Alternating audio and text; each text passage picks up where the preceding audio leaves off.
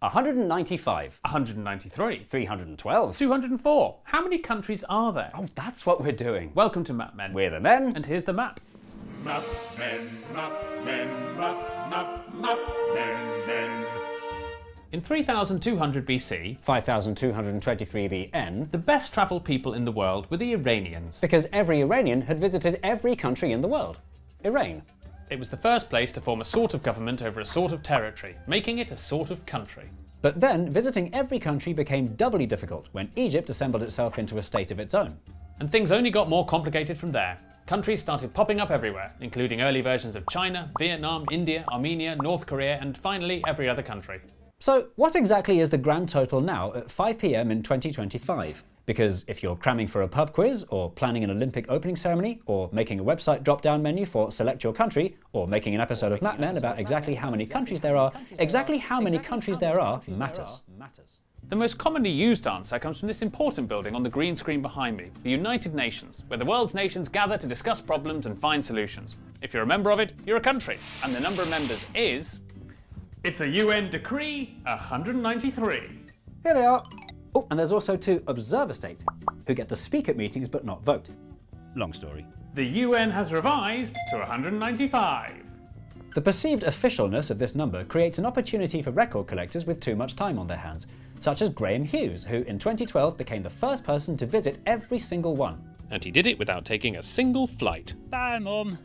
I'll see you in just over 4 years. But did Graham really finish the job? Can he definitely say he visited every country in the world just because he followed the UN's list? Not necessarily. Take Taiwan. Something China wants to do. Taiwan, which behaves exactly like a country with its own government, flag, military, currency, capital city and national anthem, is not considered a country by the UN because Taiwan claims that it's actually China. What? In 1927, a civil war broke out between the ruling Republic of China and the Chinese Communist Party.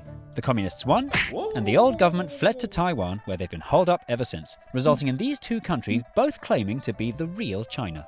For a long time, most of the world continued to recognise only the exiled government, but the passage of time And the passage of economic superpower saw Communist China fully accepted by the UN in 1971. Taiwan is, of course, just one of many examples of de facto countries who lack UN recognition for similar reasons. Others are Kosovo, Somaliland, Western Sahara, Northern Cyprus, South Ossetia, Transnistria, Abkhazia, Niue, Cook Islands and SMOM, who aren't members but all have at least one member friend. So, if we add these countries in practice countries to our list of unrecognised countries, UN recognised countries, we get a grand total of... Some more for the slate, 208.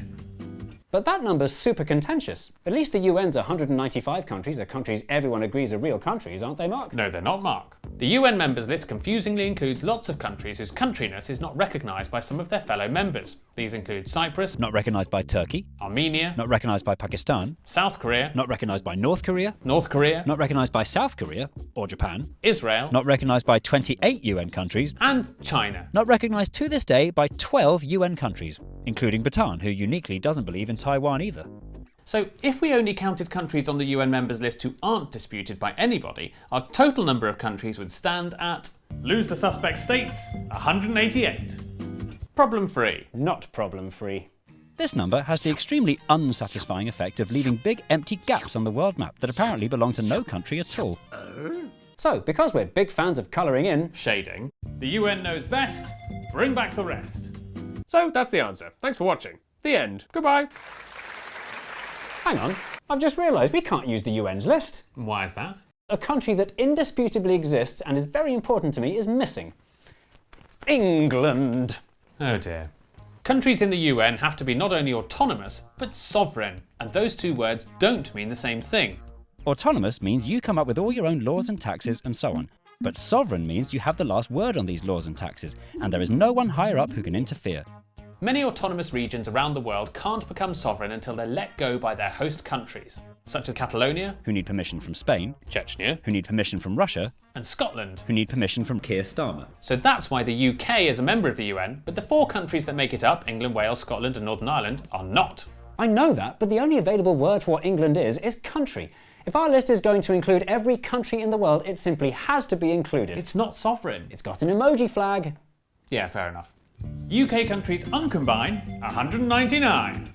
But now we've opened a massive can of worms. If we decide to count country-like places that don't have their own sovereignty, we have to include crown dependencies, overseas territories, constituent countries, autonomous regions, specialist municipalities, and free associations join the crew. 282. This is getting really hard to count. Perhaps the best way to settle this and come up with a true number is to find a definition of the word country we can all agree on. Such as the one they agreed on at the 1933 Montevideo Convention. The what was that? 90 years ago, 20 Pan-American countries flew to the capital of the country with the most U's in it to have a meeting to agree what was and wasn't a state. Many of them had recently become independent, and they were very keen to enshrine the right to self-governance on an important piece of paper. The 4 simple criteria for statehood they came up with were a permanent population, a defined territory, a government, and capacity to enter into relations with other states. On the 26th of December, they realised they'd all missed Christmas and quickly signed a landmark agreement before flying home with duty-free gifts to their families. Merry Christmas, darling. Sorry, here's a massive Toblerone. And so, since 1933, we've had an official definition of what a country is. That should make counting straightforward, but the Montevideo definition has a couple of major flaws. First of all, under the Montevideo Convention, the European Union counts as a country. It has a territory, a population, international relations, and full control of its member states. No, it doesn't. It feels like it does. And the second problem is, Under the Monte Convention, this tree, a clearly defined territory in which I am both population and government and have capacity to enter into relations with other governments, I'm listening, is a country. I vow to tree my country is a tree.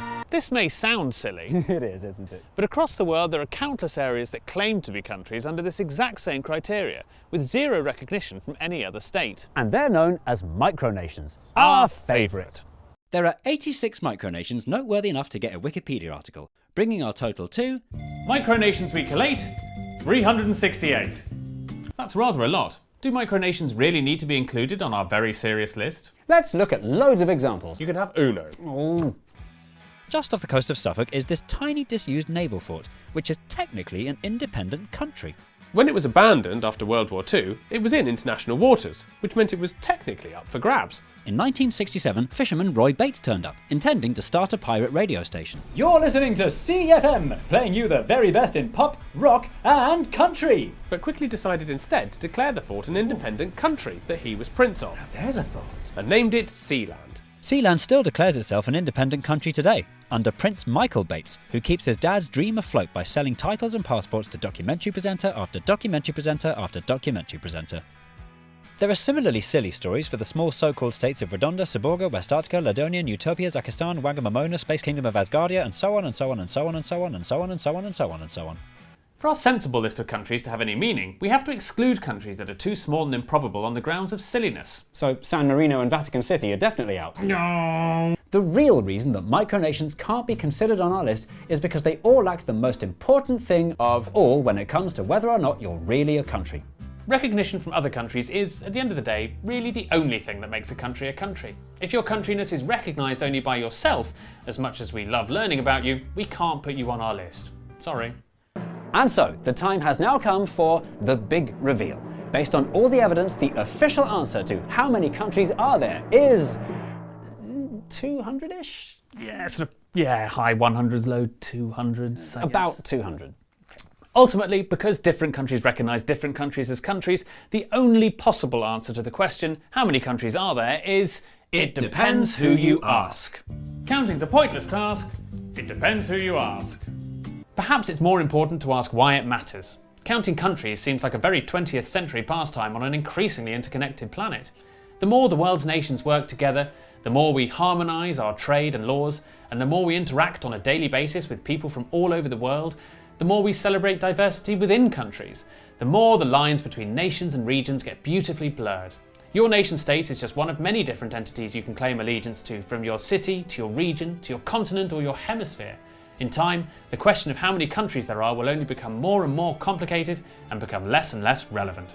Can I still wave my flag? You can do what you want. Hooray!